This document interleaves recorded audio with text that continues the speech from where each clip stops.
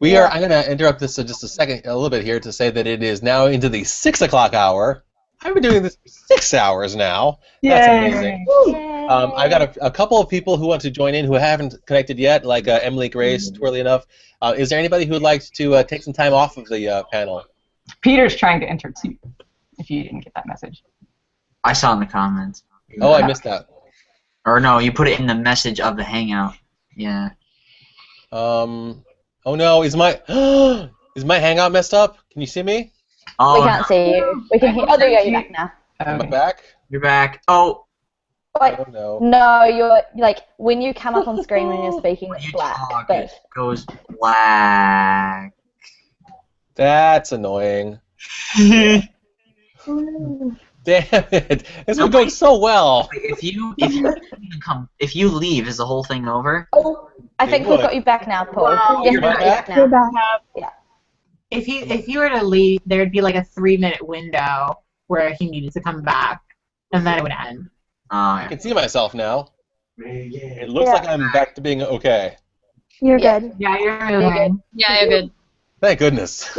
Just 2 more hours, YouTube. Come on. We can do it. So what I was going to say was that there are a couple people who have not joined in again. I think you mentioned Peter. I've got Emily Grace. If anybody would like to take the time to bow out, this would be cool.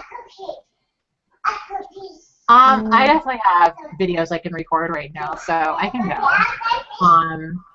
But depending, I can be back. I don't know. You probably will be done by then, but this is really fun. Really enjoyed being here. You're wrapped up in the 2 hours I'm going to come back. You're welcome to. I mean, now that I finished my project with Cheska, I want to record videos. But I mean, I definitely will try to come back if I can. I can go off for a little bit if you want. Katie, you just got here. You should stick around. Yeah, I can go. I can go. I mean, like, it's 10 o'clock here, so I could probably go and, like, do sleeping. And that's what I clearly need to do. Look at my eyes. Oh my God, I'm so tired. Well, I'm going to say I'll wave goodbye to Kat. And Ruby, if you want to bow out, that'd be fine. I've loved having you here.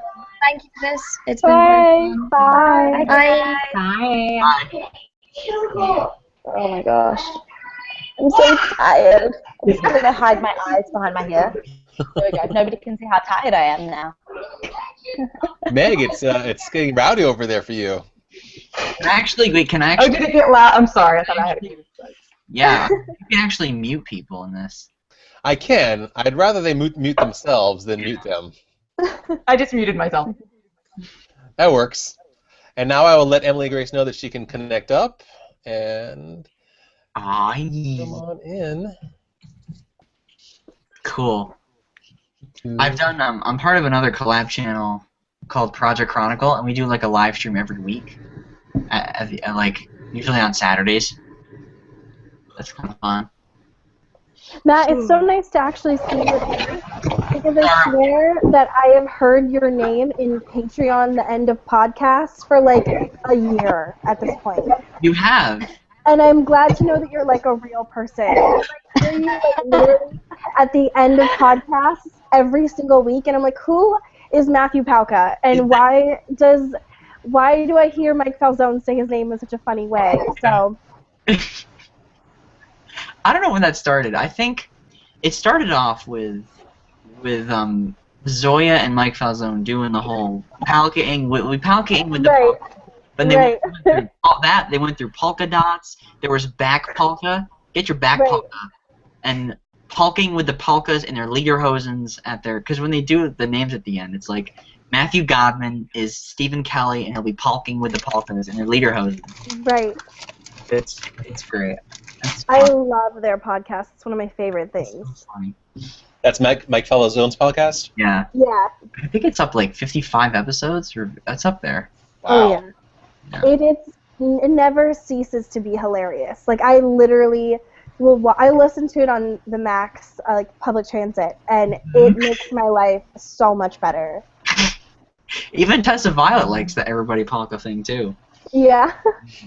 In the chats, Kat and Ruby say that they've been in Google Hangouts where they've had muting wars. People mute each other. It nearly ruins friendships. Oh no. I don't want to do that. Let's not do that here. Yeah, But welcome back, that's Peter. happened in Hangouts. Hey, thanks. I'm back. It's me. Hey! Hey, Meg. So, funny story. Meg and I were actually in a hangout last night talking about education and science and technology stuff. So, Yeah, look at I us doing a 2-day think Spoo told me about that. Yeah. Yep. I really wanted to say, hey everybody, it's me, Peter! And I forgot to yesterday, so I got to today. Oh, good job, Meg. You got it.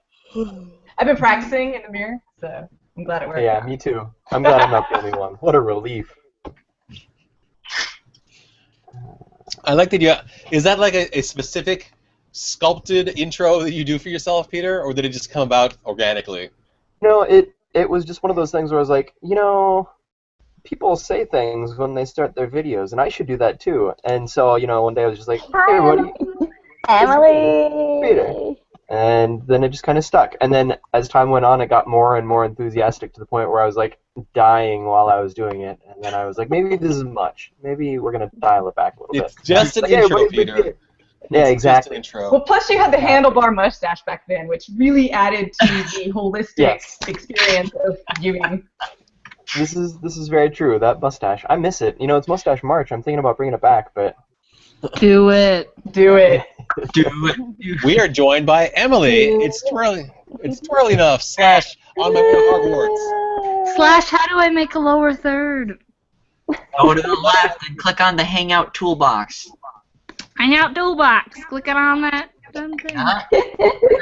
It's a bit confusing, but you get there in the end. It's the little person inside the circle at the upper right above the comment tracker. I think she found it.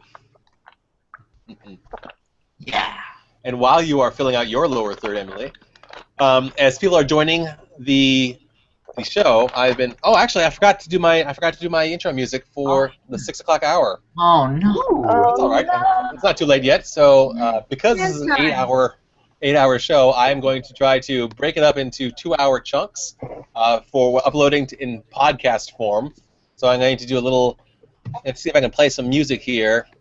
Here we go. My theme music to bring in the 6 o'clock hour. Mom, probably. Emily. I'm probably a mom because I don't know how to use the internet, even though I'm on it all the time. It's so pathetic. I don't know everyone in here, so can we go through and say all of our names? Is that a thing we can do? I'm Emily, by the way. Do we all have low? Fine thing to do. I'm Emily as well. Emily as well. Hello. hi, Emily's. Multiple if we get Emily Hatfield here, then it's like the trio of Emily's. Yeah.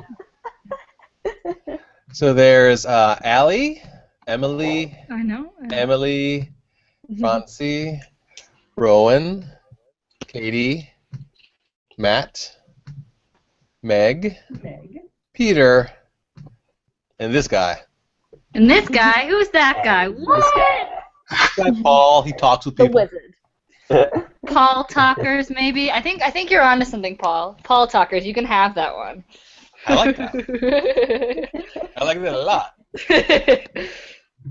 So Emily, as people are coming in and joining us for the first time, I'm asking them to tell everybody else their name, which we've already done, but also about their channel and where they are connecting in from, and then also their top 5 favorite YouTube channels to watch right now. Oh. Oh. Okay, so I'm Emily Grace. I'm from the YouTube channel On My Way to Hogwarts. I do music, I guess. I like to talk about identity a lot. I have a cool video coming up, a collab thing that I need to finish editing. Just saying. I'm streaming in right now from Burlington, Vermont, because that's where I go to school. And my top 5 YouTube channels to watch Right now. Just right now, not forever, just right now. right now. Paul, I love your channel, and I'm not just saying that because we're on your channel right now, but I love your channel, Paul. Let's Thank be you. real. I love Pat of Do It Pat because Pat does it. Do It Pat is his Twitter. Oh my god. Sorry, that person Does too. it. I love him, and I'm just backwards. I love Feminist Fridays with Marina because Marina, shut up, yeah. I love her. Yeah. I love. I've been watching a lot of MTV Brawless with Lacey Green, which I think is like really fun. And, like, I like how that's done. I just love Lacey Green. Can that be like my rest of it, just Lacey Green? Yes. I love Lacey Green. But yeah, no, I don't know. That was like such a hard question because, like, I don't know, YouTube. YouTube. I feel. I didn't actually say my ones, Paul. Yes. I guess I can we throw come a back to few you at now. you now. I can throw a few at you now. Now I think about it, Pat and Marina, definitely. Connor Manning, like, he just hits the nail on the head so much. Like, and I'm just like, I don't know how, but so often his videos, like, relate to something that I'm experiencing in my life at the time. So it's just, yeah, it's interesting, like, how his one yesterday was about getting help, and I'm just like, yeah, that's something I need to do right now. So it's, yeah, it's interesting. Chase vs Everything. He's one of my friends from New Zealand. His content, oh my gosh, like it's just on point. Like, you guys really need to watch his channel. Like, he's so creative. He's coming to VidCon actually. So oh, cool. There'll be another New Zealand. There's at least 10 New Zealanders at VidCon I know of. So that's gonna be cool. Who else? Katie. I've been enjoying. Yes. Okay, this is a funny story that I think you'd enjoy. One of my best friends from back home in Minnesota, she moved to Minnesota from New Zealand a couple years ago, and like people always go up and ask her, like, do you speak a different language, like, since you're from New Zealand? She goes, yeah, we speak Zealandese back home. Like, she mixed it up. She's like, yeah, we ride to school on sheeps back home. Everyone has a pet kiwi. Like, she just makes all these things up, and people are like, oh, that's so cool, and she's like, she's trolling them so hard. So funny. Yeah. I mean, to be fair, we do have a second language, but not everyone can speak it. It's Māori, which is the indigenous language. But like most people like know basic phrases in it, but like very few people can actually speak it fluently. But yeah, we speak English just like you guys because many of us are descendants of British people. So there we go. And Kiwis are rare, so you would not have a pet one. Not like in Australia, how they talk about how they have pet kangaroos because, like, literally, like, if you go out of the city, there are kangaroos just hanging about. Not that I've really seen that because I never really leave the city. Oh gosh, I'm so tired. I'm sorry, guys. It's all right. I went to. I'm making no sense. I had a pet armadillo when I was a kid. That's kind of a stereotypical Texas thing. I was just about to ask you, you're from Texas. Yeah. Its name was Jigger. Yeah. I just came back from I was telling everyone here before I came back from a conference, and the banquet started at like 9 o'clock, and I didn't go to bed until, I think I literally danced I didn't go to bed until 1:15 a.m. I was like the after party when we have to clean up all the equipment. We were playing like Frank Sinatra and stuff. Love Frank Sinatra. 3 in the morning while we cleaned up. Nice. It was great. I'm exhausted too. Oh, that's right. I forgot that Emily Grace knows a little bit of swing dancing. We should swing dance at VidCon. Yes. Yeah. Wait, who here is going to VidCon? Is everyone going to VidCon, or are there people who aren't? Yeah. Yeah, I think it's shorter to say ask who is not going to VidCon. Lily and I are not going to VidCon. I don't think that they have a toddler room this year, so. No, my VidCon attendance is up in the air right now. It's potentially not happening, which like breaks my heart. I want to go so badly. All of us. But like life happens, you know. I'm trying my hardest to get there. You best believe it. But I'm not saying that I'm going because I'm not promising anything. Where's that Darth Vader button? So bad. Well done, Matt. You can just literally Google that and the button comes up. That's awesome. It was fantastic. I am going to VidCon, but I'm not going to be in America for long. Like, my work will be dicks this year with giving me time off, so I literally could get 6 days off work. My manager was trying to get me 8 days, so I could at least have another weekend over there. But they were like, no, that's it. So I am flying and going to VidCon. I have like a 1 day after VidCon, and then I fly back. Like, I know, it's kind of shitty. It's just like, am I really flying 15 hours just to stay in LA for 5 nights? Yes, I am. Oof, that is rough. My goodness. Bad life choices, Katie. Well, I mean, it's not your fault that it's a 15-hour flight and that, you know, things cost money. Those aren't your fault. Or are they? Dun dun dun. Oh, don't blame me for the fact Australia is so fucking far away. I mean, to be fair, I just moved here. Maybe New Zealand is a little bit closer. Maybe when you leave, you should like tie a rope around your waist and like dig a hole and put an anchor in it, and then like when you're in the airplane, it'll slowly pull the continent closer to where you want to be. I don't think that's how science works, Emily. I think we need science on Tumblr to break that myth. Have some faith, Katie. Have some faith. We have some people in the comments that aren't going to VidCon. No. That are not going to VidCon. Live through it vicariously. How do we look at the do we have to go to the YouTube thing? Yeah, separate window YouTube page. Okay. Beware of the. Well, you're wearing headphones anyway, but I was gonna say beware of having the that video play on the other page while you're in this page. Talkception. Yes, exactly. Yeah, I'm really glad that Emily Grace was able to join us here because even though when I went to VidCon, I barely knew who she was, but I knew that she was going to be on the YouTubers panel last year, and I knew about the YouTubers panel kind of through Anthony D'Angelo, kind of through Peter. So I looked up everybody who's going to be on the YouTubers, and I looked at their channels a little bit, and I said hello to them as they passed me by at VidCon, and while they are all lovely people, Emily was the friendliest darn person to me, a relative stranger. She was really nice to me the whole time.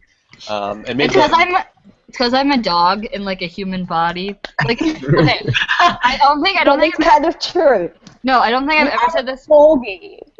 I don't think I've ever said this on my YouTube channel. But my theory of my like creation is that whoever like makes people, like whatever you believe, they started making a dog, and they're like, whoa. Like, all the personality things we're giving this dog, they would be a really funny human being. Like, they'll say funny things, so we might as well make them a human. But all they did was change the casing of, like, who I am. So, like, instead of being a dog, I'm a human. It's like, I am the dog. Like, I love going outside. I love meeting people. I love treats. I love playing catch. I love drinking out of toilets. It's fine. Oh, man. You too? Thought I was the one. My first memory of Emily was at VidCon last year when I was walking to the secret show, and I walked over to this group of girls that were like sort of near where the secret show was going to be, and so I asked them, I was like, hey ladies, is this where the secret show is? And literally all 3 of them turned to me and were like, it's Emily Grace. And I was like, okay, I'm intrigued and I need to go figure out who this is. So that was my experience. What? It was in a like I don't know what happened. It was a very like excited, not like a join our Emily cult kind of thing. But I was like, okay, I think I'm here. It's like, you're gonna meet this person right now. Yeah. That's so funny. I just love meeting new people. That's just cool. It's building the communities. I love that aspect. Dude, me too. It's so great. The thing is, outside of YouTube and outside of VidCon, I'm not really a big fan of meeting new people because a wide swath of people are kind of people I would find upsetting in one way or another. Yeah. But being at VidCon, I know that we're all invested in this thing together. We have this in common. I just want to be able to carry a camera around and have like everybody be okay with it. It's like one of the best feelings. That is useful. That is nice. You all have to say "everybody polka" on camera. That'd be the best. Everybody. That'd be the best thing. You actually should do that. You're going to be at VidCon, right, Matt? Yeah. First one. Literally go out to everybody and spend like 1 second of them saying "everybody polka." I have like 10 VidCon project ideas all going on at the same time. It's crazy. Just reminded me, there was a girl that I know who was at VidCon 2013 who was from New Zealand, and like we found each other and the fact that we were New Zealanders because I was walking with my friend Hayley, and she was when she flew over, the airline left one of her suitcases behind, so she only had one of her suitcases which had like because she was moving to Oklahoma for a year, so she sort of was just kind of on the way, and the suitcase that she did end up with was just like her winter clothes, like it was sort of like her winter and awkward clothes. It was like middle of summer, so like she goes to first day of VidCon and like leggings and like a Victoria University shirt, which is the uni that we went to, and then this girl was just like, New Zealanders! So we talked to this girl Laura, and her VidCon video project is that for every creator, every sort of substantial YouTuber she was meeting, should get some say kia ora on camera, which is hello in Māori, and it was kind of cool. So she got a compilation of mainly Americans and Brits trying to pronounce this Māori word and fucking it up. That's funny. That's amazing. Yeah, I have to find it now. I'm gonna find it and post it in the comment box just so we have it. I find it. Any new questions in the chats and stuff? Oh yeah. I don't know.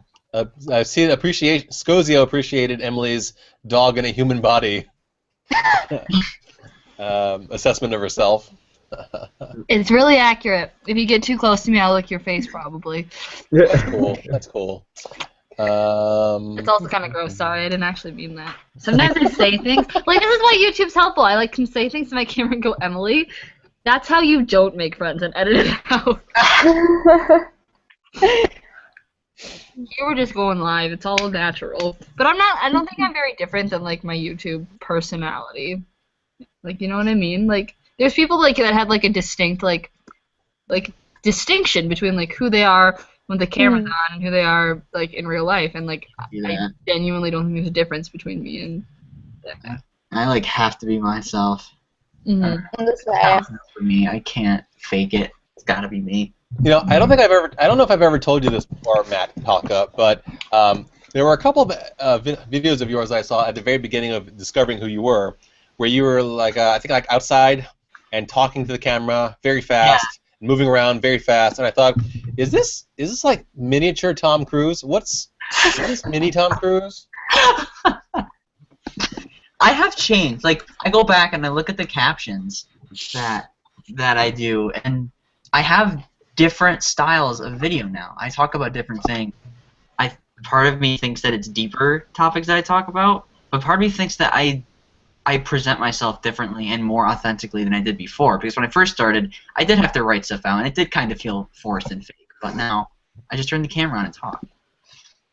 But Tom Cruise, did I look like? You know, something about like the way you clip your sentences and you talk very quickly, and you're like looking at the camera and you're moving fast, and you're very, very, very fervent about the things you're talking about, even when you're talking about things that you've written down in your journal. You should see my first video. The lighting is like all over the place. I did it in my room with my Panasonic, and all I had was the light up here. And I did like a list video, and I put the camera in a different spot for every number that I said. But the lighting changes in every single number. Oh no! My face. Some of them were like really well lit. I'm on the floor. It was an experiment. I just took the camera and recorded, and I think it was a blog post that I shared. Wow. I still don't have very good lighting. I have like a clamp light from a hardware store. I've got my overhead lighting. I've got a floor lamp over here. I've just replaced all the bulbs with high quality daylight spectrum bulbs. Yeah. Nice. I was actually talking to someone about this today, about like the idea of persona or whatever in videos, and I don't think I particularly have one, but I do know that when I'm on camera and editing, I will just stop in the middle of a sentence if I realise in my head that I've done something wrong or I need to think it through, and there'll just be 2 minutes of me staring at the camera in silence, not moving, which I hope that I don't do in real life, because that will be slightly bizarre.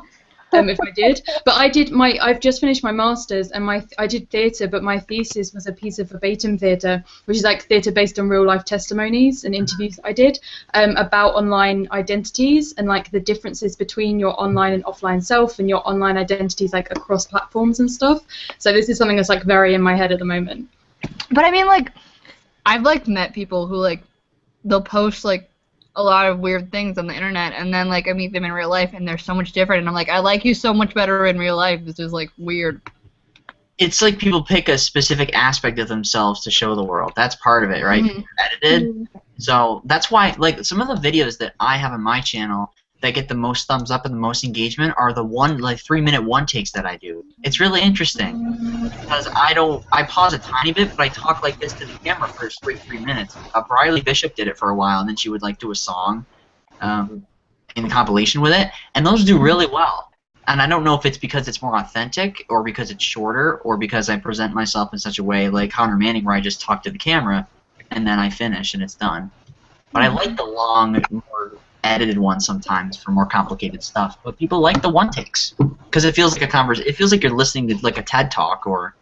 I'm laughing at Emily Grace's lower third, 2 dogs in a trench coat. I changed it. That was good. Yes. Yeah, I don't think I'm looking at all of our current panelists, as it were, and I don't think any of us put on affectations in our videos. We're all just ourselves in our videos. But that's the kind of person that I typically connect with. I mean, Connor is great, but I've met Connor in real life, and while he's not a different person, he is not the tightly edited person that he is in the videos. He is the same sort of person, but like calmer and more broadly spaced in his interactions. Yeah, I agree with you on that. Yeah. He says so in his videos. He says, he's not as gregarious. That's not the word he used, but he's not as gregarious in person as he is on his YouTube channel. And he like stand up and talk. He's done that. He's done that before for a long time. So maybe he has like that mode where he clicks and goes and speaks. My favorite memory with Connor Manning is he and I were sitting on a couch in a hotel lobby at VidCon, and we kept watching the corgi flop over and over again. Oh my god. That's why Twitter is full of corgi. Yeah, before Emily Grace joined in. I got to pat a corgi on Wednesday. It made me so happy. I love puppies, all kinds of them, and I just want to have them all. My boyfriend took me on a date where we just played with puppies, and I died. Well done, boyfriend. Well done, boyfriend. True. I was gonna say, going back to the personality, like what you present online versus person, I think I'm a bit more controlled in my videos. In person, sometimes my mouth goes before my brain, and sometimes I say accidentally offensive things. Like I would agree. That's me too. I'm in the same boat as you. I got called out on that, and like yesterday, I made some comments on Wednesday where there was the Dover meetup, and there was like a bunch of Dodie and Evan were in Melbourne, and there was like a bunch of Melbourne YouTubers, and some of their viewers, and I said, like, I was with my friend Lena yesterday, and she was just like, yeah, you said, like, I just want to check because somebody's commented on something said, and I think it's just more that I just want to check in what your intentions were there, like, and I'm like, oh my gosh, I'm so sorry, like, that came off such the wrong way, like, and I'm just kind of like, that's probably the main difference between me in person and me online, is that online I can think it through, but I can be a bit more structured, whilst in person sometimes I just go, and say stuff that I shouldn't. So, speaking of identity, it would be worth mentioning, because Paul and Meg and I, the reason we all know each other is because this cat named Anthony D'Angelo one time did I love tag Anthony video. D'Angelo! Yeah, he did this tag video called Online Media Identity, and it was the coolest That's thing. what it was. That's what it was. I didn't think of it until we just started talking about it. But if you guys get a chance, you should totally go check him out. He's super smart, as anybody here can attest. But yeah, the tag was basically like, what your responsibilities are as somebody who makes content on the internet, and like how you're different in person versus how you're different online, and whether or not that's like a conscious effort. And it was a really cool thing because it, actually thinking about that stuff really, well, it makes you think. And after I did that, I realized, like, I started becoming more aware of how I was making myself, and then started working to, like, I don't know, try and be a little bit more who I am. Because, like, before, I could be all over the place, like, whoa, crazy, I don't know. But then, like, I kind of got myself a little bit more tightly focused after I started actually thinking, like, oh, well, I have this identity, and I want to make sure that people who see me know who I actually am. So. Peter, could you tweet that link out? Yeah, sure. Okay. I'll find it and I'll shoot it out. I know Matthew Gatos made some sort of identity tag video, because that's when I made my identity video. Is that different? Did Matthew get that? You know Matthew Gatos from TFT? Yeah, I know. Yeah. So yes, there was the identity tag, which was the one that inspired the media identity tag. But then the media identity tag was specifically for, like, who you are on the internet and like the stuff that you make and the stuff that you put out there. Okay. Yeah, I'll pull up a link and I'll put it out to all y'all. Really... Anthony's channel is all about what he calls new media literacy, which is like about like examining new media and how people interact with it. He's very intelligent, and the way he speaks is very intelligent. He was the moderator on the Young Tubers panel, and like so that's how I got to know him really well. And he's super cool. He's a cool dude. That sounds He's awesome. a cool dude. Cool. Yeah. So about that online identity, I definitely have a on-camera identity that's a bit different from who I am when I talk to someone offline, because I'm a trained presenter and I learned a lot of techniques and I use them when I'm on camera, and I don't use them when I talk to anyone in person. So, yeah. It's funny that you say that, because when I was working at the Maryland Science Center, and I've done a couple of other jobs where I've had to be a presenter for different things, I taught myself things like projection, enunciation, and just generally having the ability to connect with audiences. I worked on those skills for a while. But for me, I actually do use those offline, off of YouTube, because that is how I learned to stop being socially awkward and socially inept in real life, as it were. Because prior to learning about how to speak in public, I was a very quiet, hemming and hawing person who barely spoke up anywhere. So I use this. This is kind of a persona, but it's like my all-time, like my 24/7 persona. This is just who I've sculpted myself to be. Yeah, when I'm in a discussion with someone in person, then I definitely go into the trained persona, because I don't know, it's just like if I was in front of a camera and I was talking to them. Yeah, I don't know. It's like also different though, because like when you're with someone else, you feed off of their energy, and when you're like by yourself, you only really have your energy to feed off of it, and that's why I think like people also act differently when like they're filming videos with other people, whether they seem like more lively or they just like say things differently. I think it's just like depending. I mean, it's not like you're being fake when you act different with real people and with your camera, because like that's who you are when you're with these things, and like you interact with them differently. It's who you are when you're alone versus when you're with other people. I mean, there's always going to be a little bit of variation, I guess. And yeah, here's the thing, like what's really interesting is like the words that people use to discuss this. So some people have been using online, offline, and some people have been using like real life. And it's really interesting that it's like not just who you're with. Like if you think about the idea of like the persona, if you want to call it that, or the you that you are when you're with your parents versus when you're with your friends, it's so different. The things that you would say, the stuff you discuss, the way you present yourself can be really different, and that's both, you know, they're both in real life. And so I think, when you're with a camera on your own, collaborating with someone online, it's not necessarily a crazy bad or fake thing that you're doing something different, because you're always censoring yourself in some way, whatever situation you're in. It's a trust thing. It's must be a level of vulnerability and a level of trust, because you can't like walk up to a stranger and ask them if they can listen to how you feel. I mean, that's... Well, you can if you pay them, and they are like therapists. But you could do it, but that's what people label as awkward, just because there's no genuine interest built up between the two people at first. Cat! No matter how many times you put her down, she always comes I'm always like hyper aware of how my identity comes across to other people, and I think it's mainly because of the like disabilities that I've had in the past 5 years with my health, that until I was at the point where I needed to be in a wheelchair, people didn't treat me differently. Like, it was either like, oh, I didn't know you were sick, or, oh, you act really happy, you can't be sick, kind of thing. So it's something that I'm still, like, hyper aware of how people treat me, and I wonder when I'll get to a point where I'm just like, this is just who I am, and it will change with who I'm with, and that's okay. Yeah. That's interesting. It's interesting. Identity is fascinating. I'm a peace out for a little bit, guys, because I'm like practically fully asleep, so I might have a nap. Bye, Katie. I love you. You can always Come back if you can. Yeah. on the live stream. I just am not be able to pay attention, and this is meaning I'm not be able to contribute properly. So Take a nap. Naps are important. Self-care, self-love. I love you. Goodbye. Love you. Bye. Bye, guys. Bye, Katie.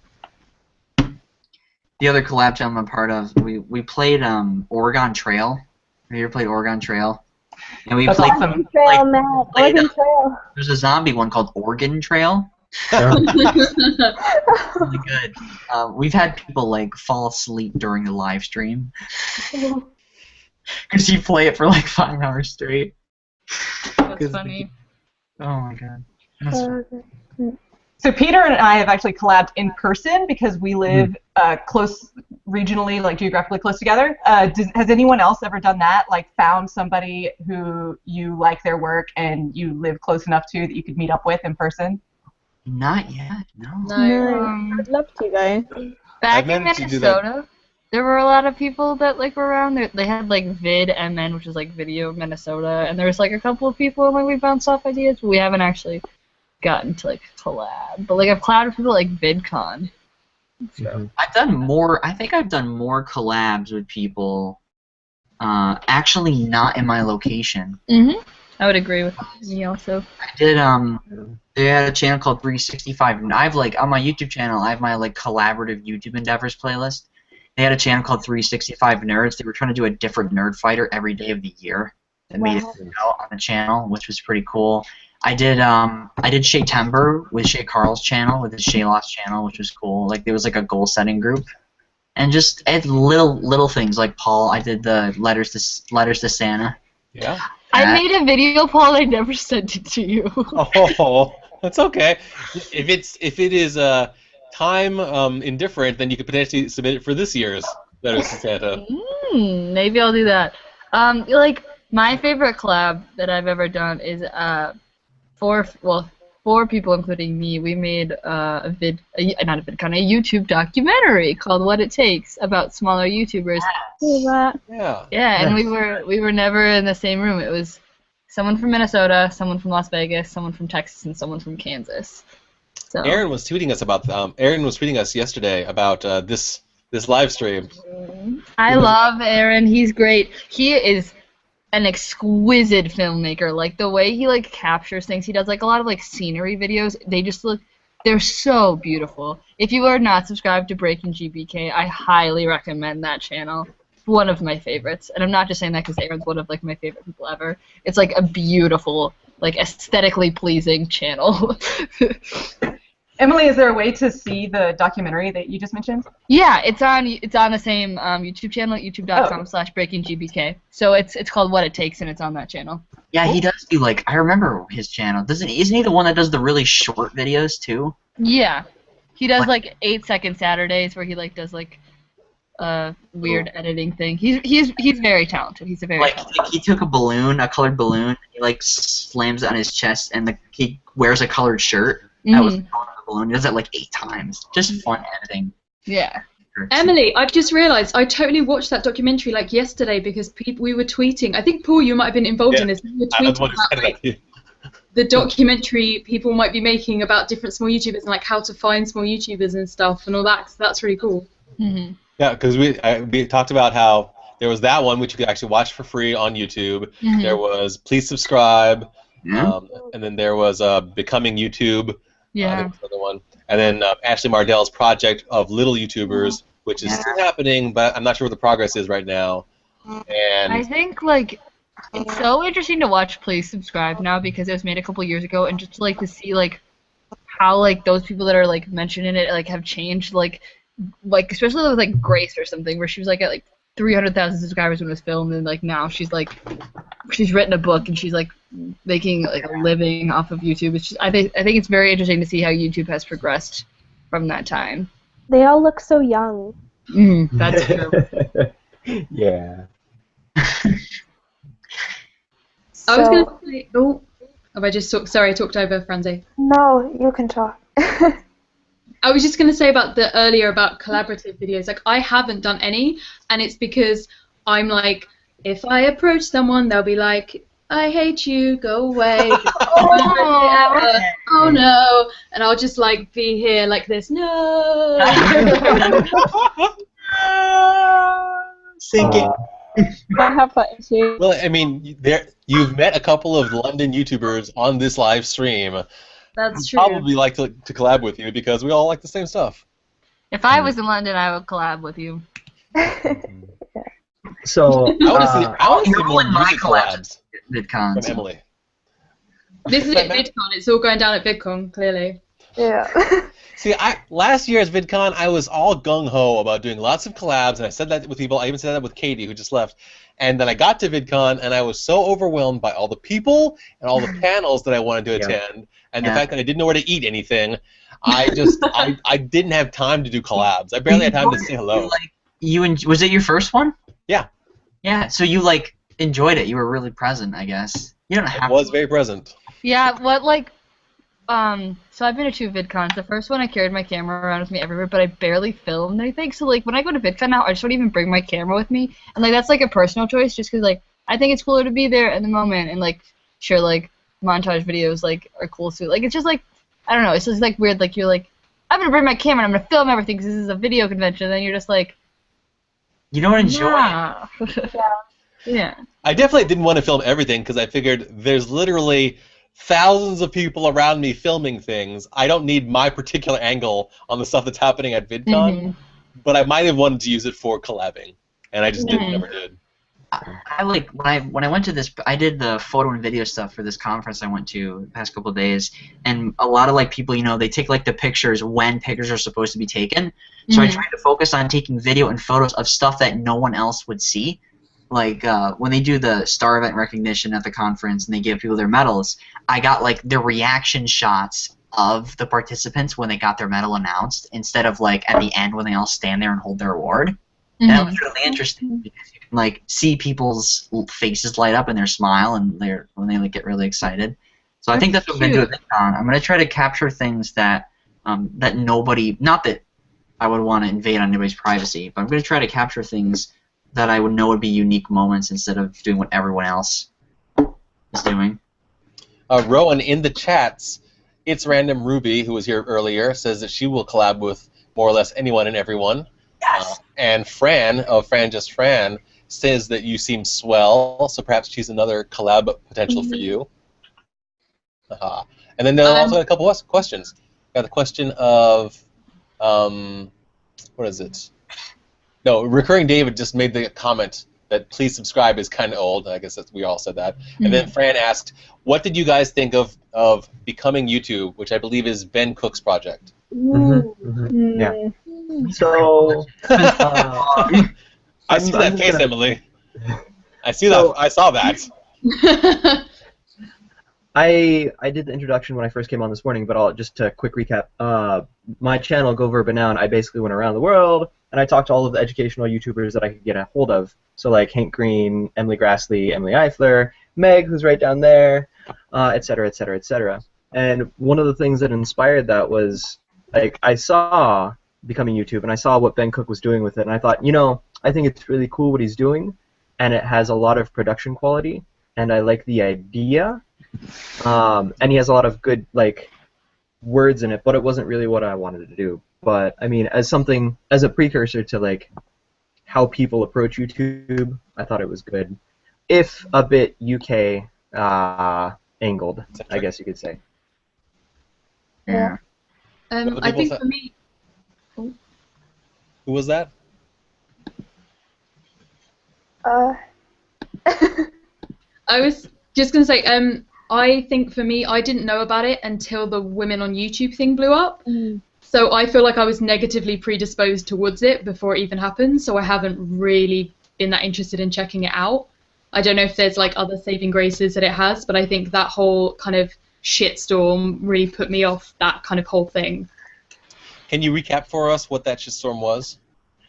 Essentially, that there was an episode which was about women on YouTube, and it was quite patronizing, and then there was some it was very focused on the idea that women only are beauty bloggers, and absolutely nothing against them because they are unbelievably talented, but the idea that every other episode had all the different stuff men on YouTube were doing so diversely, and then there was this kind of women on YouTube with this one thing was a bit iffy. And I think there was also something that happened at a live event that I'm not too sure about as well.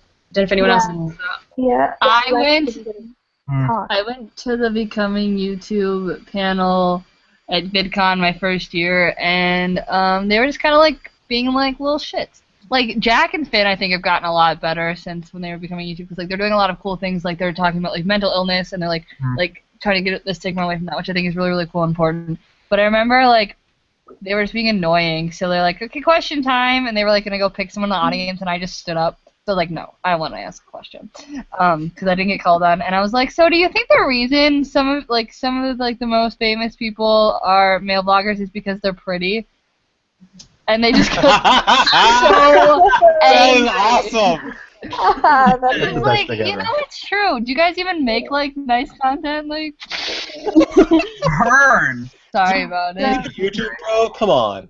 Yeah. Well, was there the conflict too that someone in the Becoming YouTube documentary said that women on YouTube should talented and have to be talented just to push all the women on YouTube just to represent. Yep. Yeah. They said if you're a girl on YouTube, be good. And it's like okay. They have to be something that they're not. Well, that sounds very dickish. Yeah. What I found out, I have not watched Becoming YouTube, and from what I understand, there was a Becoming YouTube that's been around for a little while, and that Ben Cook has done like another iteration, or he's in the process of doing another iteration of Becoming YouTube. But I found out about Becoming YouTube after the women on YouTube portion of that was exposed as being patronizing and frankly a little bit misogynistic. But then I started realizing that all these people that would be listed in the abusive YouTubers from the UK, almost a worrying number Alex of them Day, were in Ed there. Plant were in it. Yeah. To the point where I started thinking, so does Becoming YouTube mean being a sexual predator in the UK? Is that what that series is about? Also, what's his face? The one that Crabsticks or whatever? He's kind of an asshole too. Like he was like me and Sabrina of Nerdy and Quirky, who's like one of my best internet friends. We were talking about like people and like that or whatever, and she like sent me these screen caps that he tweeted. He's like, yeah, my mom found Tumblr and now decides to go by gender fluid, and it was like making fun of like all these different like gender identities. As someone who doesn't like identify as a cis female, it kind of like rubbed me the wrong way. It's like you're just feeding into gender erasure, and like that's not cool, especially when you have a big audience. Yeah, that's awful. That's really bad. Yeah. So because of that, my takeaway has been that I am not an avid fan of Becoming YouTube nor Ben Cook, because I'm worried about it, because I'm concerned about it. Now, if someone says to me that the new version that Ben Cook has produced is a good version with good people that I should watch and check out, then I will do so. But the previous version has been colored negatively in my view. Yeah. And I wish there was some kind of documentary that concentrated on the different communities, the American YouTube communities, the British, the German, because we have a whole other community over here, and the dynamics over here are completely different. The top YouTubers aren't the same ones as the UK YouTubers, so that would be interesting. There's lots of commentary in the chats supporting the stuff that we've been talking about with regards to Becoming YouTube. I think that's a great idea, Francie. You know, harkening back to like hour number 3 or hour number 4 of our chat, when somebody asked what would you do on YouTube if you had unlimited money and location weren't an object, I would do that. I would do like a Becoming YouTube per region. That'd be awesome. That's amazing. Yeah. I would take over the world. You probably already are. I am, slowly but surely. Like You got a radio show, you got a YouTube channel, you got a boyfriend, you got a school, you got a community of your friends on the internet. And there's that little child behind you is very cute, and who do you want to meet her? I want to meet the little child. Little children scare me, but that little child is really cute. The dog's coming over. Yes, that's what I was talking about. Oh yeah, that's Merryweather. Hey Merryweather, what you doing? A little child. They're waiting. Hi. Her hair always looks like that. It's not bedhead.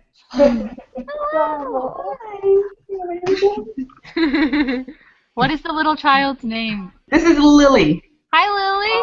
Really? Lily is featured in many of the videos on my channel. I'll So have to if you like what you see here, she's very check out some of the other videos. She is maximum cute at all times. She is so cute that I featured her, the dancer, in my 500 subscribers video. I've seen her be cute on your channel, but this video that you submitted to me, where I could see like her bright shining blue eyes, it's the most adorable. Yeah, that was fun to make that. I was actually just thinking right as we were talking about that, and we were talking about like what would be a better version of becoming YouTube, and I was thinking like I liked your like geographical locale idea, but I also like becoming YouTube that is less dripping with like privilege. Yeah. Is that like is privilege like a bad word? But I feel like well, privilege isn't a bad word, but if you are stuck there and you can't see anything else besides that, then that makes your view of the world very limited. Yeah, I feel like from what I saw of that series, like it was very much in the vacuum of it was like cis white male heteronormativity. Like we're famous on YouTube. Like this is what happened. Yeah, and these are all my friends, and this is all there is. Like, yeah. Coming more of different subscriber counts. Because I'm the youngest one here. And I'm hearing some sort of echo or something. Yeah. Yes, It is the same channel. What the heck is that? Okay, it's gone. Was it Peter? Was it you? Oh, Okay. it's Peter. Peter. It's okay. What if it's becoming YouTube, right? What if they showed YouTubers at different points in their own progression? Like, what if they showed somebody like just starting out and somebody all the way into progression? I mean, it's becoming YouTube, right? So how do they show that diverse process in an authentic way? How do they do that? I don't know. In the chats, Fran says that she had a Twitter interaction with Ben Cook and basically asked him, "Are you going to be more active about discussing abuse in the YouTube community?" Ben Cook, the guy who's behind becoming YouTube, and according to Fran, he said that he could be more active about it and is going to be doing stuff about it. We haven't seen it yet, but apparently the second version of Becoming YouTube also hasn't come out yet, so we might see something lifted in there. Mm-hmm. Well, yeah, I'm just like remembering back now. Tom Milsom is also in Becoming YouTube. Yeah, Ruben said that. He's heavily featured. Forgot about that. Fran says less dripping with privilege is the perfect wording. Oh, I agree. I'd like to see more like cultural diversity and ethnic diversity and gender diversity, and I mean obviously like all of the things that you think of, and like why that wouldn't occur to someone who is making that is. I feel like it was.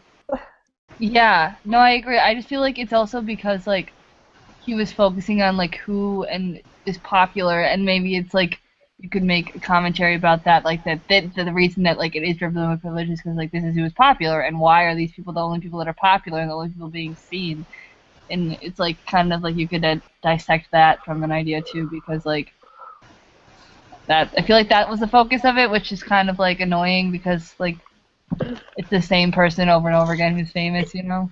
If it's not different enough, you miss what's consistent between different experiences of people. That's what happens. Choose too much of the theme. No, I agree. Graphic, yeah. right? Yeah, the homogeneity was a bit.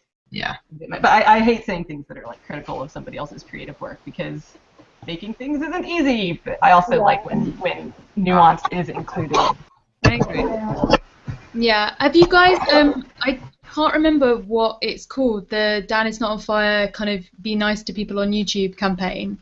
The live stream about it, and what really struck me was that they had so many straight white guys on that panel, and it was like, hey, maybe some of the things to do with abuse on YouTube are not specific to the straight white guy thing. Maybe it's like there are some experiences more specific that you have to do more than just be like, don't be a dick to people. It's like, oh, there's an underlying issue here that might be at fault. Maybe we should talk about that. But that never really seemed to come up. Like, I want to see something to do with YouTube, like activism, which has something specific to say about like the actual problems and the trigger causes of something more specific than just don't be a dick. Yeah. Well, and like, show me YouTubers that have chronic pain and are struggling with lighting because it gives them headaches, or like having trouble like nailing down a script because their anxiety is making it difficult, or like show me people that are not just completely able. Like, I want to see more of this. Like, I want to see more of my people represented here. Like people that really want to make YouTube videos that have to sort of push through some sort of challenge. Like somebody that's dyslexic that writes scripts. Not that you want to show them overcoming struggles. Like, no, because then you kind of like objectify them as being the struggle. Well, you don't want to do that. So recognizing their humanity. I invited to this stream my friend Bunny Hopkins, who is originally from Canada and then kind of Wales, and she's in the UK now. And she has some disabilities that she works with. I invited Claudia Berlin, and I even invited Ricky Pointer. But for the constraints of this interactivity here is that this sucks for accessibility. I am delighted at my live streams. I am so happy and loving of all the people who come in and join me. But I have to admit that this is a horrible setup for anybody who is not fully able. So none of the three of them are joining us right now because they all have things that are restricting them. Bunny's exhausted. Ricky would have to deal with not being able to understand what people are saying very quickly. And Claudia, Claudia didn't respond to me, but she certainly has a variety of reasons that might restrict her as well. Yeah, well, like, let's talk about YouTubers that aren't necessarily able and maybe don't have a camera that has a viewfinder on it. Like, let's talk about how difficult that is to like know if you're in frame, and with like every effort that you just exerted means nothing because you weren't like, completely in frame and stuff. Like, let's talk about ability on YouTube, please. I think like that's really cool. Like, I think a channel that does that well and it's fairly popular is like Josh Sundquist. Yeah. Yes, Josh Sundquist is great. I love him. He's one of my favorite YouTubers ever, and he's so like just willing to talk about like anything with like his audience and stuff, and he's like very just like realistic, and I think he's like a good like start to like being able to talk about this, because I do agree that it's very important. I think Ricky also does a very good job on her channel too, talking about that. Actually, he has these lists, but he actually just started a video series about meditation and mindfulness, which I found very fascinating. He makes these 20 to 25 minute long videos, and he talks about presence and the present moment and being able to like not resist what is. It's really fascinating, but obviously it's not public. But if you're into stuff like that, I make videos about that stuff too. Well, and even when Hank has made videos about his chronic pain, and I'm like, thank you for talking about this because I feel a little bit less alone here. But even though I don't think that he usually posts those on the Vlogbrothers channel, I think it's just on Hank's channel. And his Tumblr as well. He did a Tumblr post in response to I think he does it on Hank's channel because that way he doesn't have like the restrictions of the Vlogbrothers with like the 4 minutes or whatever, and that way he can talk about it at length. And like so like that like it's all there. And so, like, so he doesn't feel like he's holding back, and that way it's more genuine, I think. Yeah, I agree. He made a couple comments, right? Didn't he comment on Emma Blackery's video about self-harm, too? He commented about that, too. And the other thing, too, I've been listening to is I've been listening to Ear Biscuits by Rhett and Link. Does anybody listen to that podcast? Yeah. YouTubers get interviewed on there. They've done John and Hank. They've done Shake Carl. They've done all the YouTubers. It's really fascinating. Yeah.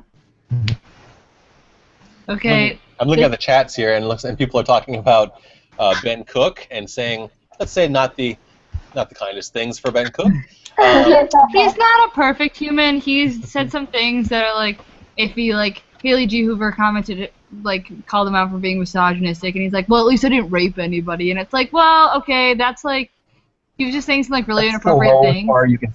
I think he's gotten better. I think he's kind of disappeared off the internet for a while, and I think he's like kind of gotten better and like recognized that he was wrong a little bit, but like he's not like a perfect human being, but like nobody is. And I don't know what to say about that. Yeah. That's my opinion. And they're also talking about how there could be potentially alternatives to becoming YouTube, concentrating on little YouTubers. Again, and I got to mention it to Ashley Mardell. She got her project going, and she has lots of good resources, and she's really good about highlighting diversity, both in the diversity all over the place, basically, in every direction of the spectrum. Yeah. Let's see here. Did you see the Creators documentary that came out this week about Zoella and Nikki and Sammy and Tomska? I think. I've not seen that. Was that on YouTube? Yeah, that was the thing I tweeted you about, Paul. The one that was on that one. Homepage. Yeah. Yeah. What did you think about it? I had some issues. Yeah. I just felt like I didn't quite know who it was meant to be for, because I felt like people who were already on YouTube, it was all stuff that we'd seen before. Like, even if we hadn't seen the particular YouTubers, it was basically just saying, like, when you do YouTube videos, you make them in your bedroom, and sometimes your family doesn't know why you do it, and then you can sometimes get really famous and make a lot of money from it. And that was pretty much as far as it went. The only thing that I thought was suddenly got interesting was more towards the end, when they started to talk about stuff that was a bit more real, and then that was the end of the documentary. They never went any further into it. Like, I wish that had been where they started from, and that they'd gone somewhere more interesting with it. Like, but I don't, because I also feel like the people who might potentially not know about YouTube would never see it. Like, the people who wouldn't know this stuff would never see it, because it's just on the YouTube homepage, and now is like fizzled off into kind of somewhere else. So yeah, that was my thoughts. I don't know whether you had any thoughts as well. Yeah, basically the same, and I thought it was interesting to see the difference between people who started making videos on YouTube and then became famous, and the ones who start YouTube because they want to be famous and the content they create. Because you can really, really tell who those people are. Yeah. Just some German dude in the chat says that there is a channel called The Positive Waistcoat, on which there is a Being YouTube project about smaller YouTubers that already exists. But apparently it's not very widely known. And her channel only has 335 subscribers on it. I've got Captain Rachel from Australia, I believe. Rachel wants to join in on the talk, and we are full up. Is that right? 1, 2, 3. We have 106. Okay, I have to leave, so like she can take my spot, or is that what it was? Did you say Rachel? There's only 9 of us, I think. There's only 9 of us, so we can have Rachel come in anyway. But I have to leave, and it was lovely being here, and thank you all for being smart, interesting people. So. Bye, Emily. Bye. Nice meeting you, Emily. Take care. Nice meeting you too. Thanks for inviting me, Paul. I followed all of you guys on Twitter too. Okay, bye. Yay. Bye.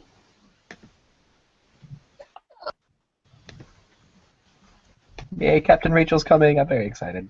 Don't know if I had the best backing or representations, unfortunately, being YouTube. I'm looking at the comments. They're talking about being YouTube. I can post a link to the channel. Chat. Oh yeah, it's Random Ruby's talking about the creators, the idea of it was made by an Oscar-winning documentary maker. I would never have guessed that watching it at all. No. It was very creatively or interestingly done. Like, I think it's a female director, so I feel like I should be trying to support her, and I'm sure her other documentaries are amazing, but I just didn't get anything from this one. Yeah. I think it's sad that we have to support female directors and filmmakers just because there aren't many of them who are actually successful in this business and make it to the top. But I don't really want to support filmmakers I don't really like. So Yeah. that's the constant struggle. It's a good thing to keep in mind, though. I mean, it's you don't want to give someone one bandwidth or credit if they're just not doing a very good job, even though you want to raise up their demographic, their visibility. But I thought on Tumblr there is I think it's FYA female YouTubers Tumblr. I think that's what it's called. Yeah. It's the best Tumblr. FYA female YouTubers, which is run, I believe, by Erica Lene, and she does a fantastic job of highlighting female YouTubers. I follow that, and I check out almost everybody, pretty much everybody I can that they post. And that's how I followed some of you. Well, let me think here. I can't remember if I met any of you from female YouTubers, but I've definitely followed many people from female YouTubers. And I do that same thing. I subscribe to them, and I watch their videos to potentially lift them up and give them more visibility because we need more women involved on YouTube. Sometimes the videos don't appeal to me, and then I just quietly unsubscribe. And that's, this is the way it goes. Yeah, what makes you unsubscribe from a creator? Generally speaking, if the YouTuber is talking about stuff that is neither important to me nor important to any condition. Like if somebody's talking about stuff if somebody is a makeup YouTuber, I might still continue to subscribe to them because they might be doing something that's really cool in makeup, or they might just be like doing a good job of being a makeup vlogger, and I'll subscribe to them and retweet their videos. But if someone is talking about, I don't know, being a high schooler in Connecticut, and they just talk about going to high school every day, and that's it.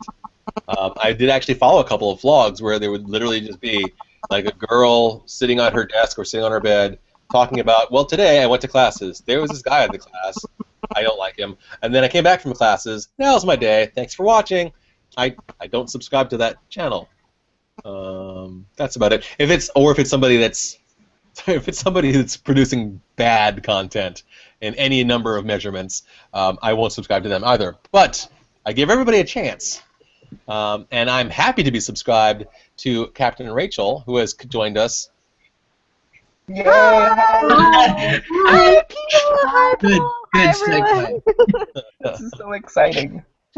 I'm very excited to see you. It's been a little while since I've seen your face on the internet, Rachel. Missed you. Hello. As people are joining our stream, I asked them all to tell us their name, tell us about their channel, and tell us where they are connecting from. Okay, my name's Rachel, and I have the channel called Critical Lit, and it is, I guess, a kind of EDU channel about literature and language, and I am connecting from London, United Kingdom. From the UK, I was wrong. Yay. But I'm not from the UK, as you can probably tell by my strange accent. Where are you from again? Australia. That's why I was confused. I thought you were connecting from Australia because I remembered you were Australian. Oops. Yeah. But I live in the Londons. Yeah. Excellent. Maybe you can collab with Rowan sometime. Yeah. I love her channel. Hi, Rowan. Oh, thank you. I'm not gonna lie, right back at you. Like I literally have you open in a tab on my things at the moment. Excellent. Excellent. And Rachel, do you want to tell us, say, your top 5 favorite YouTube channels to watch right now? Oh my gosh. Okay. Okay, I like Blink Pop Shift. Even though she doesn't upload as much as she used to. Yeah, I realize her. She has a really unique way of looking at that stuff. Yeah, I love what she's doing with her channel at the moment. I like Runlit, who's a booktuber. She's amazing. Cat Lady Pizza on Twitter. Yes, everyone, if you don't follow her, go subscribe and stuff. She's amazing. I follow a lot of. I subscribe to a lot of booktubers. There's a lot of booktubers I like. There's a booktuber called Books and Pieces. She talks a lot about sci-fi. I always watch Peter's videos. Hi, Peter. When he Rachel, I miss you so and go much. grab an hour. Yeah. Gosh, I don't know. 5. Cat Black's channel. Excellent. She was on here earlier. Yeah, I saw. I was like, oh, I really wanted to join when she was on, but I couldn't. And By the way, Ickle Rose and I also cat says hello. hi. And oh gosh, the stuff Mom never told you channel. Yeah. Also a podcast. I think, yeah. That I like that channel. It's a good channel. So yeah. It's hard to choose though. It is hard to choose, and I put you on the spot, but those are great. Cool. Good. Oh goodness. It is. We are in the last hour. I got a little notification saying that this is going to be wrapping up at 8 o'clock. That's amazing that I've come so far and I've lasted so long, and you're all here with me. This is so lovely. Yay. Well, I do want to give a plug in this last hour of my live stream for Fran Giorgio's channel, Fran Just Fran. I want to help her get to 1,000 subscribers by April. So if you're not subscribed to Fran Just Fran, you should check that out, please. She's amazing. She makes great content. Yeah, definitely. Everybody agrees. And even if it were not for her lovely vlogs that she posts every week, I would support her simply for the fact that when we were having a lot of the information about abusive YouTubers was coming out, and there was a lot of hateful stuff going on back and forth, even for good reasons, still some hateful stuff going back and forth. Fran stepped up and said, we should do something to support the victims who are coming forward. We should really be caring about them. And she organized many of us YouTubers to get together and compile the "We Are Here for You" video that we posted up on YouTube last year, and it was lovely, and it was Fran's idea. So, if for no other reason, I would say support her for that. Mm-hmm. Cool. We love you, Fran. Yeah, we have a lot of love for you, Fran.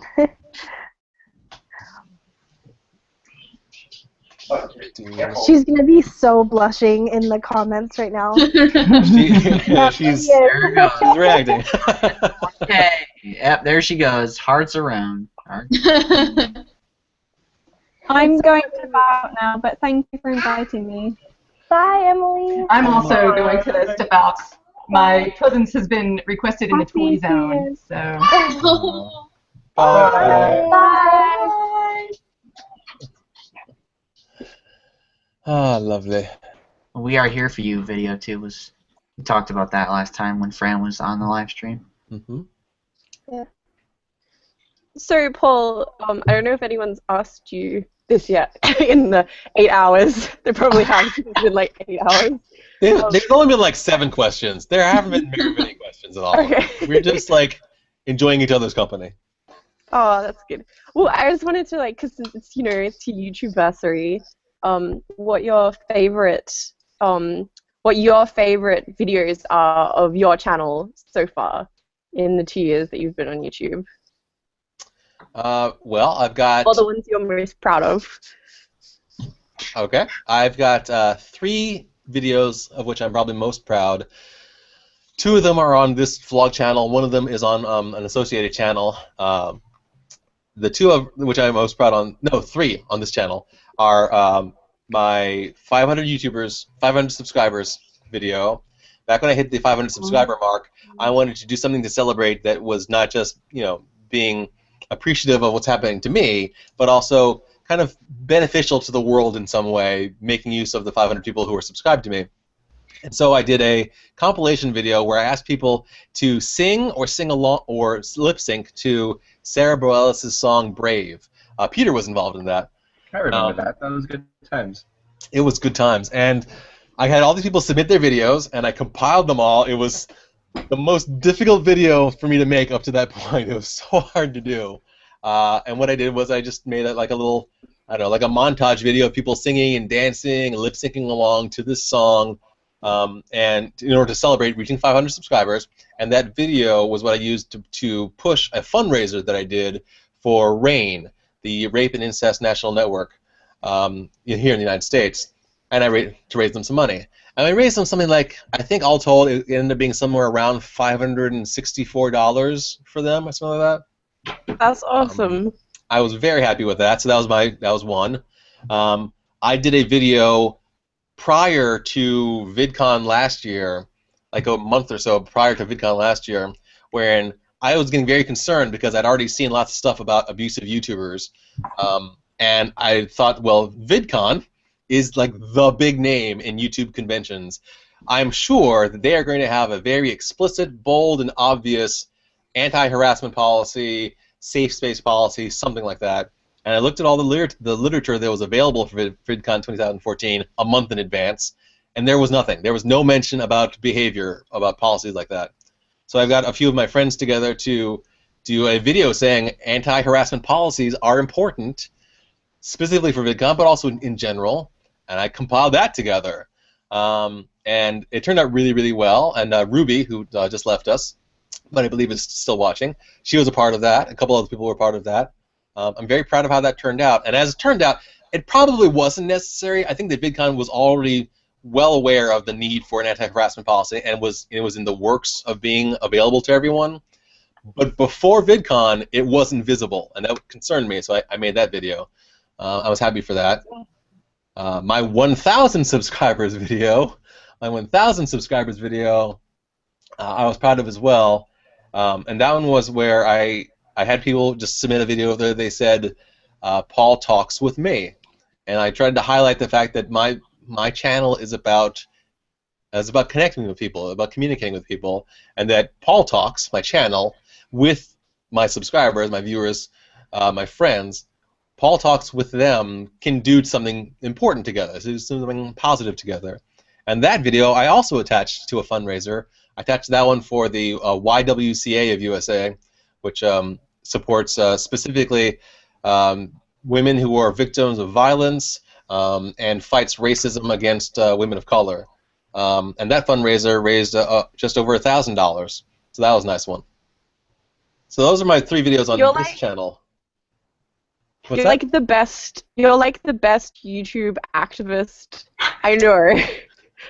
Dude, like seriously, because like not only do you make videos about you know, like important issues, but you also, you know, raise money and things like that, which like, you know, not a lot of people.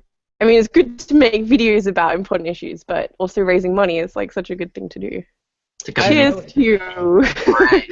Thank you. I wanted to, you know, I feel like in celebrating something that it was essentially a type of a position of power. It's having a large number of subscribers is kind of like having a position of power. Admittedly, 500 subscribers, 1,000 subscribers is a tiny position of power compared to like a Tyler Oakley, but compared to where I started with nothing, it was a big deal. I feel like celebrating that, if I just celebrated and make it about me, then I don't know, it feels too selfish. About this, with this generous situation that I was in. So I wanted to do something that was going to be actively giving money to other people, actively giving money to causes that need it. But then my fourth favorite video, this is where I'm going to stop, my 4th favorite video is no longer on this channel. I moved it over to my sex, dating, and relationship channel, It's Probably You. And it was a video where I had a couple of friends who had revealed to me in confidence that they were in abusive relationships, essentially. One was more violent, one was more physical, the other one was more emotional, but both abusive relationships. And up until that point, I had made a lot of advice videos about dating and relationships and sex, and I'd never really talked about. And a lot of times, I would point out that people get into problems in sex, dating, relationships because they don't communicate fully, because they are not acting assertively, they're not taking care of themselves, something like that, which is why I would call my series "It's Probably You." But when it came to the topic of being in an abusive relationship, I wanted to specifically point out that there is a situation when it is not the fault of the person who is stuck in that abusive relationship.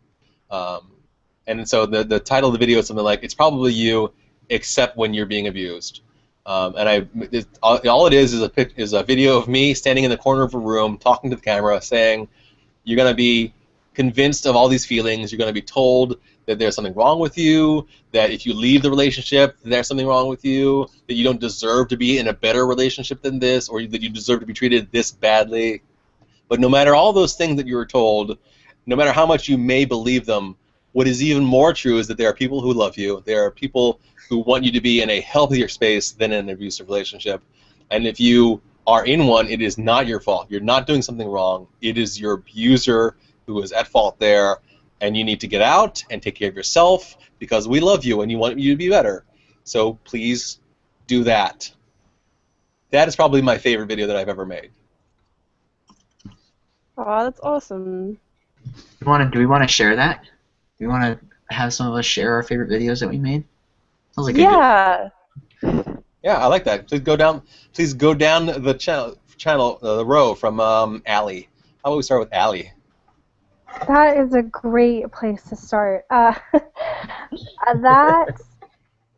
Well, I have been making videos on YouTube since 2011.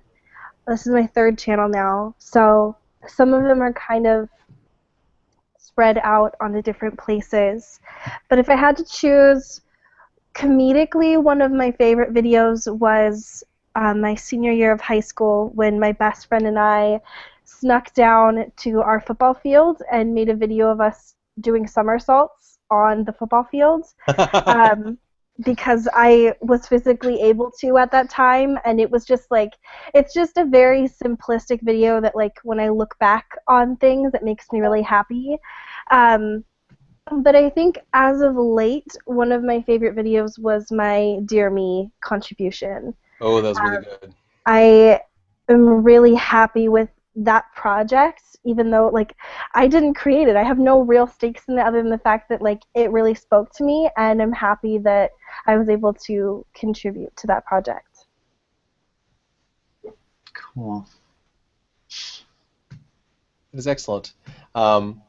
Francie, do you have a favorite video of your own that you created?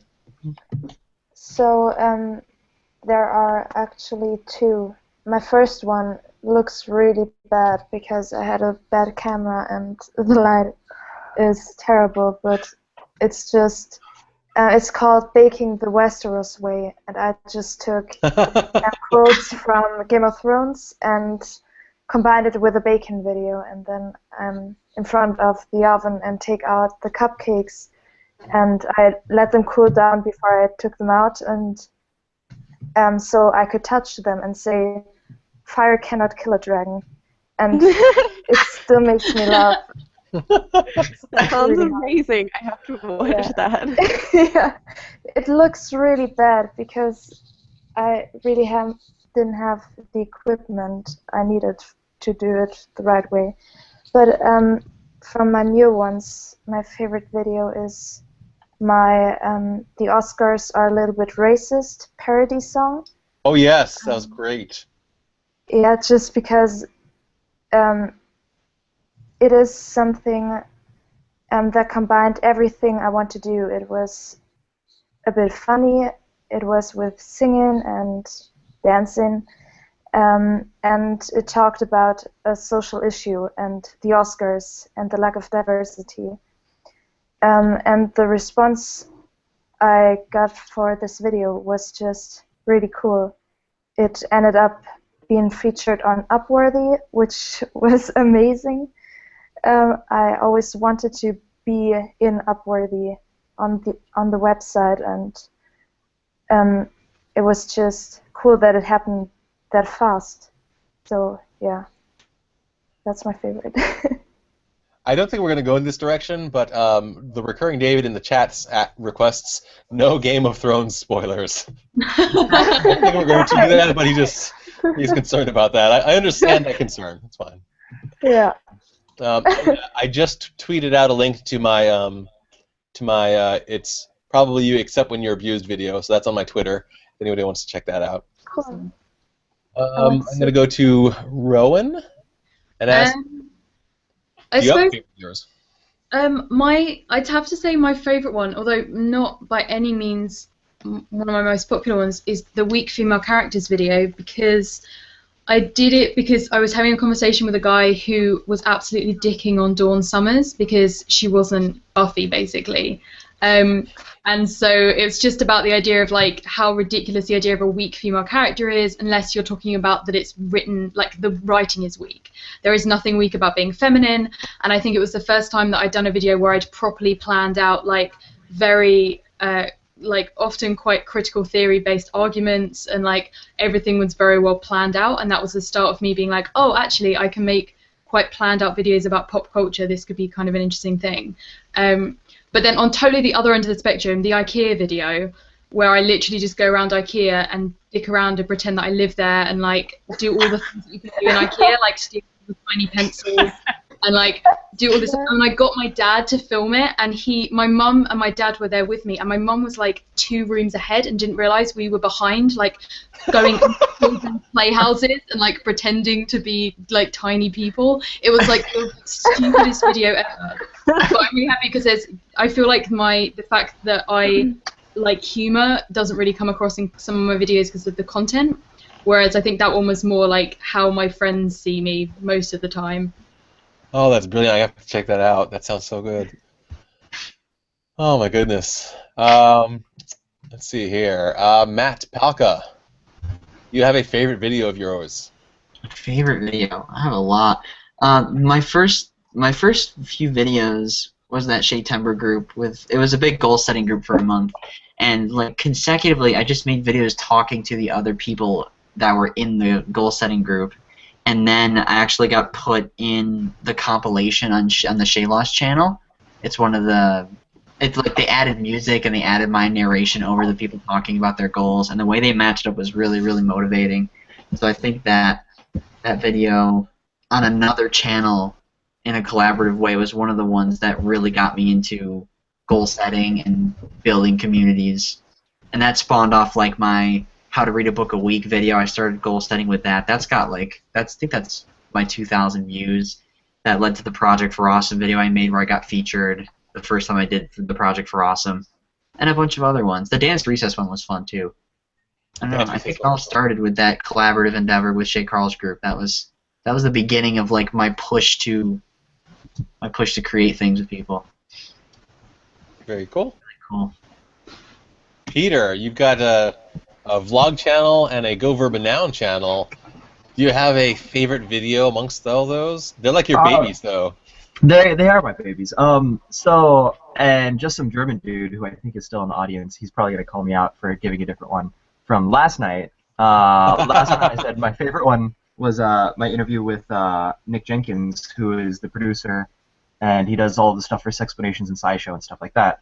He's Coolest really guy in the world. Guy. So smart. Oh, he's so smart, yeah.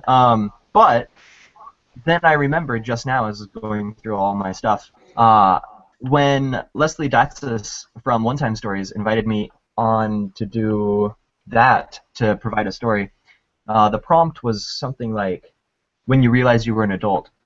And so, you know, I told the story about when my mom died, and like, because that was when I was 17, and how my family, like, how I got involved in what it's like, the different, like, how different cultures treat death and stuff like that, and just telling that story. When I went back and I looked at it, I was like, wow, when did I get so eloquent? I was much better at that than like this. And I liked it so much, so I sent her a message. I was like, hey, Leslie, would it be okay if I took the unedited version of this? Because she took like a minute and a half, and it ended up being like 2 minutes. And I put the full version on my vlog channel, and I just really liked how it came out. So that would probably be my favorite one. Because it's really, yeah, it's personal, and I'm a big proponent of people feeling comfortable, like, with the idea of being vulnerable. And so, yeah. That's awesome. I see that we've been joined by Neil McNeil. Can you hear us, Neil? Yes, I can. Hi. Hi. Hi. That's so awesome. Thank you so much for popping in. And Bridget has come back as well. Hi, Bridget. Hey, how's it going? Hi. Bridget was here with us before earlier in the day, but this is Neil's first time joining us, and I'm so appreciative. You know, I know that we don't really know each other that well, but I've always been appreciative of your videos, particularly on the Geek and Sunday channel, and it is nice for you to join me, and this is great. When people of are... course, and I love all the stuff that you've been putting out. That's good. Great to hear. What I've been asking everyone to do as they come in is tell everybody your name, about your vlog, about your YouTube channel, and where you're connecting from. And then we've just now, in this most recent series of things, been talking about our favorite video of our own that we created. Okay, so, all right, so I'm Neil. I live in LA right now, but I'm from Brooklyn, New York. My channel is mostly just like me kind of stumbling through adulthood. It kind of started off as like me just doing stuff about my life, and then into a daily vlog, and now it's like comedy, so it's been like a weird, rocky roller coaster, I guess. But now it's like just me doing whatever I want, which is what I feel like YouTube should be. It should be you using a platform to do whatever you feel like and express yourself that way. So I'm just kind of hiding behind that to further my channel. I think like my favorite video I've done. It's like I have to say, because I did this one video that's like the only video on my channel where I'm not in it is my favorite one. It's I interviewed a bunch of straight guys and I gave them my grinder at the time that I had. Like I was like, poke around on this for a little while and tell me what you think. But like all of the comments on the video are, oh my god, like where are the straight guys? Everyone here seems so gay, and I'm just like, oh my god, you missed the point. Missed the point. The entire, because at the end of the video, it ends with one of the guys going like, wait, so gay guys dating is just like straight guys dating, so like we're not that different. And I'm like, yes, that is what I'm trying to drive home here, and none of you understand that. So thanks for that. That's amazing. Fantastic. Let's see here. Bridget, I'm going to jump back to you for a second, if that's all right. And of course. Say, have you got a favorite video of yours that you've made? You had a series of travel logs from one side of Canada to the other that were amazing. Thank you. Thank you so much. So much fun to watch. Thanks. Oh, yeah, I think I was going to say those probably. Like, just my travelogue series in general is just really fun, because even though the problem is that they're so long, so a lot of people just aren't interested in watching them, but for me, they're kind of my favorite because I love going back and watching them and kind of remembering, like, oh yeah, like, we did this, and like this little joke that means nothing to anyone else, but for me and my friends that went on the trip, like, it's so much fun. Yeah, and I'm going to be doing some more of those this summer, going to different places. So I'm really, really stoked to do more of those. And I'm trying to think of like a specific one. Probably just the cross Canada ones are my favorite. That's very cool. Yeah, thank you. Let's see here. And I haven't forgotten about Rachel. Rachel, you haven't made very many videos yet on YouTube that I've seen, unless you had another channel. I've almost been on YouTube for like a year, but I only have like 8 videos. That's fine. Do you have a favorite of your 8? I have this thing where whenever I make a video, I get really obsessed with that video, and I'll like watch it over and be like, this is the best thing I've ever made. I'm so awesome. And then this like switch flicks in my head, and I'm like, this is the worst. I hate it, and I never watch it again. And so like I'm torn between like hating everything that I have so far on my channel, and so it's hard to choose, but I think it would probably be the first video, which is like the internet destroying the English language. Spoiler, it's not. Because I think that was I put so much effort into that video, and but it's also like sort of I just feel like I'm super awkward and cheesy in it because I haven't really found what it's like to be on camera, and I don't know, it just I like that for some reason, and yeah, I think it's my favorite one. Rachel, thumbnails are like my favorite thing. Like the sarky comments in your thumbnails are so funny. Really good. I like when you have the poets dissing each other. That's just great. Excellent. I remember watching your first video, and I was confused that I couldn't see any of your other videos because I'd assumed that you had a big back library of them. That first video that you put up looked very good. It looked like you've been doing it for a while.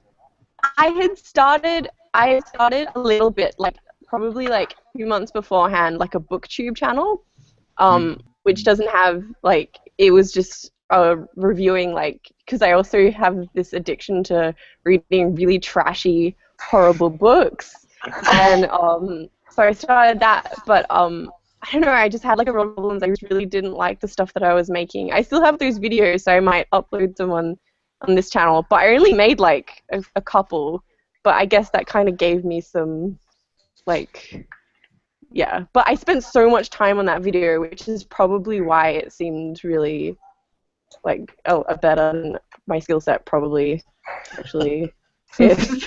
Like, so much time. I spent like 2.5 months. Wow. Nice. Well, I mean,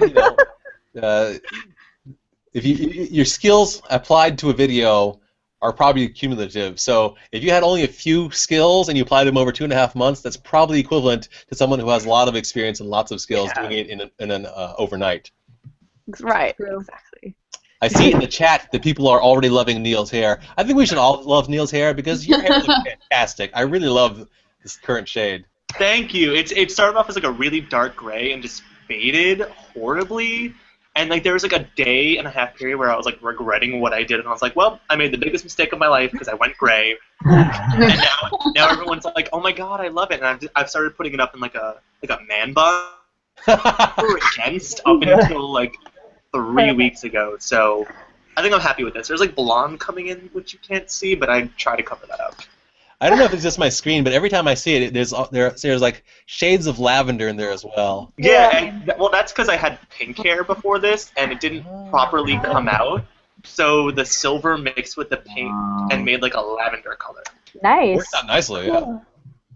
Here's the best thing about dyeing your hair different colors is like mixing it in with the previous color and like what will come out.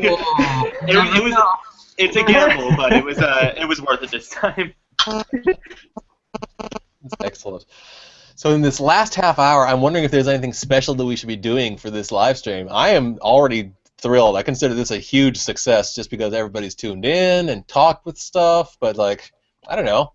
Should I do something special in this last half hour? Peanut butter face. Tell some jokes. No peanut butter face. That's a John Green thing, damn it.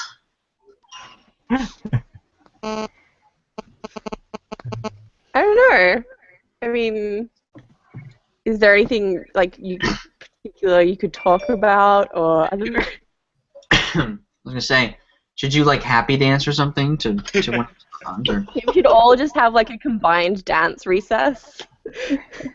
We could take it out on that, like in 10 minutes to 8. We can do a combined dance. That'd be fun. Sounds good. That sounds awesome. Yeah. I'll watch for that. I've got a certain Carly Rae Jepsen song queued up and ready to go, just in case she joined us. She never did. I mean, I don't know why you even bother following me on Twitter yet, Carly Rae. Come on. Carly Rae. Where did she come from? Canada, actually. I know that. Canadian Idol. Yeah. It's Canadian. Canadian Idol, the show? Yeah, Canadian Idol. Yeah.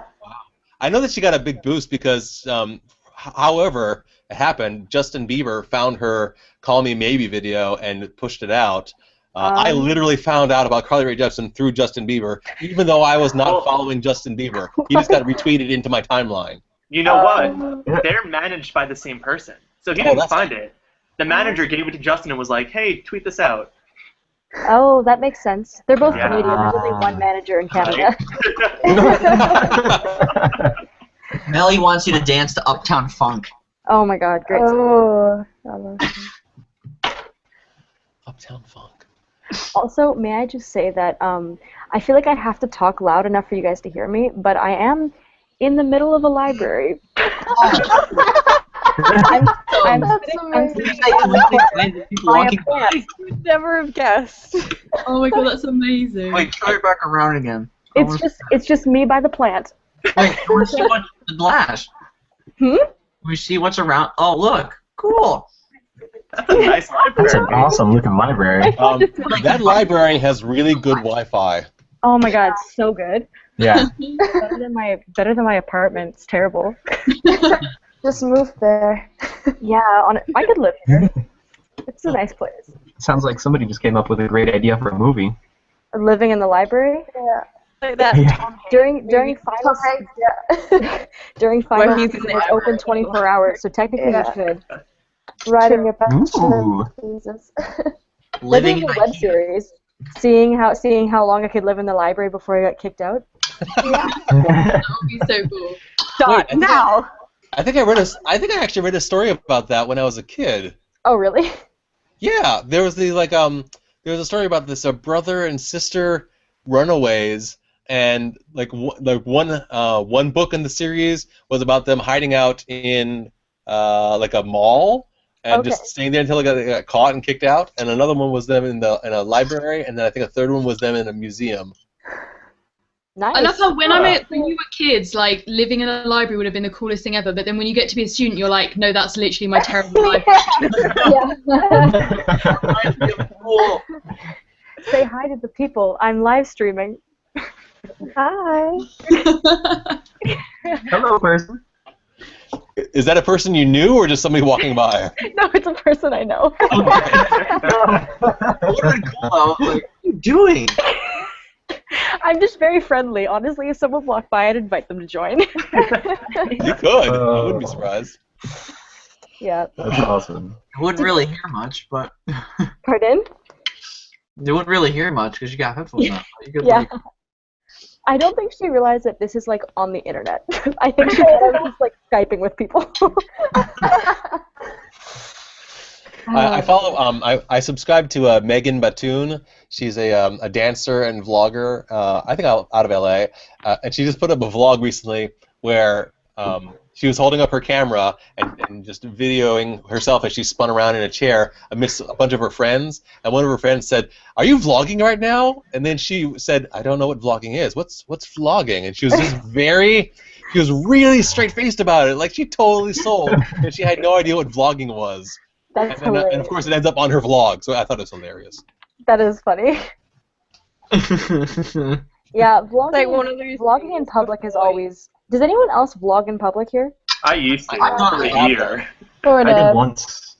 How is everyone with vlogging in public? Because sometimes it depends on where I am. Sometimes I'm totally cool with it, and sometimes I feel so uncomfortable, depending on the crowd. Yeah, it really depends on the crowd. Yeah. Yeah. I did a video when I went to college for my associates. It's on my YouTube channel. It's got really good feedback. I did a video where I just walked around with my little Canon power shot and like around people, and it was fine.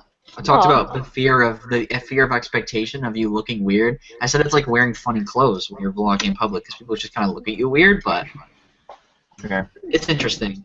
I've actually found that people don't seem to really notice when I'm vlogging in public. Like they kind of notice to get out of my way, but for the most part, they don't care. It might just be because I'm in the Washington D.C. area, and as I'm walking around Washington D.C., there are oftentimes far stranger things happening than a guy pointing a camera at himself. It just makes everything 10 times more awkward when you're speaking English in Germany. Trying to vlog. Yes. That's just... It might prevent people from coming up and talking to you more than interacting. But the interesting part is there are more people that care about the video you're creating in terms of the audience than you actually care about what you're doing, which I find fascinating. More people that are behind the camera that care. The thing is, almost everyone in Germany understands English, so they would understand what I'm saying, and it would just be awkward. There was a time I was on the tube and I was vlogging. It was quite empty, and I was sort of like standing far away, and our eyes kind of met, and there was like a moment of panic, like in her eyes, which was like, please don't judge me. And then it kind of like went to I made eye contact with her, and I was like, no, I know more than you know. I know. Had a moment. Look away. Look away now. That's awesome. That's the one time where eye contact on the London Underground is acceptable. Oh. That's funny. Good. That's really good. That's a weird feeling. What's a weird feeling? Just vlogging in public. It's just interesting. Having myself in front of a camera and talking to a camera has become so natural feeling to me at this point. It's hard for me to think of a situation where I don't feel comfortable doing it. My biggest thing is just like, similar to Bridget being in the library, I don't want to be too loud when I'm doing it, and I feel like I'm oftentimes just yelling at my camera. Yeah. I shouldn't do that. I'm trying to think. Like, I feel if you are really overly comfortable with it, people are just gonna kind of accept it. I feel that's like my strategy with most of the stupid things that I do in my life. Like, if I feel like I'm doing something very weird, but I'm very comfortable with it, everyone else is kind of like, well, clearly she knows what she's doing. You know what I mean? That's my strategy to vlog in public. Yeah, as long as you own it, I don't think anybody's gonna hassle you for it. Like, I mean, I talk to myself in public all the time, even without a camera, and people are just like, yeah, you know, he's doing his thing. You know, give him a wide berth. It's great. I love it. It's reassuring. Yeah, right. When I first started dating my boyfriend at the time, like 6 months ago, it was right before I started doing vlogs every day in December, which is like a tradition of mine now. And I had to like sit him down. And I was like, so I'm about to start doing this weird thing, and like I don't know if you're gonna judge me for it.